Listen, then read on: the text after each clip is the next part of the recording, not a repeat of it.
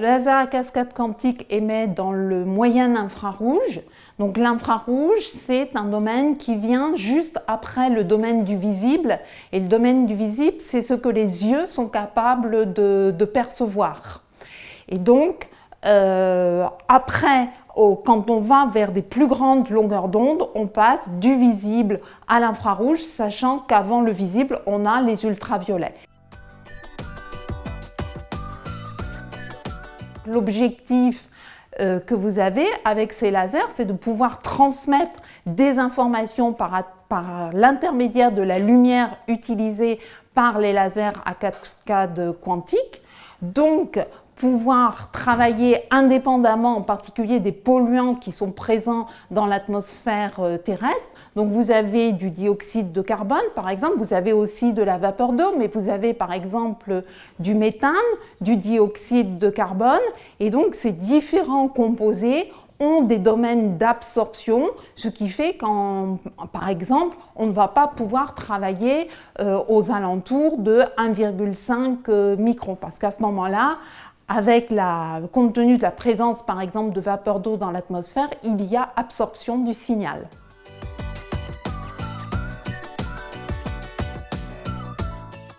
L'absorption, c'est lorsque l'onde électromagnétique rencontre une molécule et que cette molécule est capable d'absorber l'onde électromagnétique.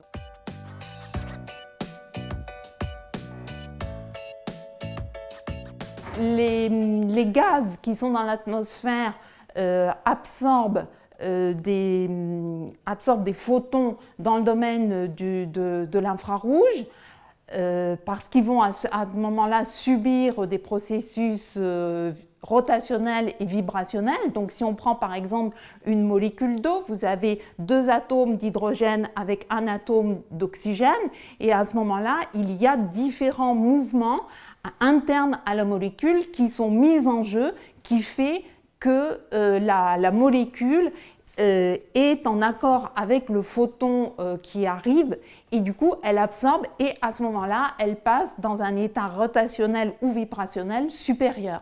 La molécule est excitée.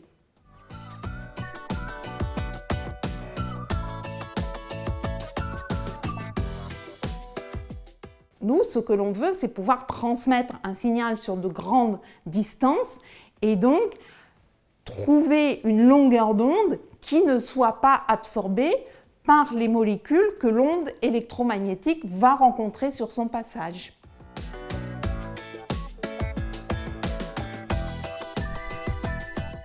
Donc ici, on a le pointeur laser rouge. Si ici, on le fait traverser la colonne d'eau, bon, on voit l'impact au niveau de la table, mais on ne voit rien au niveau de la colonne d'eau. Si maintenant, je fais la même chose dans la colonne l'eau plus l'éosine, il ne se passe rien du tout. En revanche, si je prends le laser vert, donc qui émet à 530 nanomètres, dans la colonne d'eau, on voit juste l'impact au fond de la colonne d'eau. En revanche, en présence d'éosine, à ce moment-là, l'éosine absorbe la lumière verte qui est émise par le pointeur laser. Ces molécules sont excitées et quand elles reviennent à l'état fondamental, on a émission de lumière. Et du coup, c'est le phénomène de fluorescence, phénomène qui nous permet de visualiser ici le trajet du faisceau dans la colonne d'eau.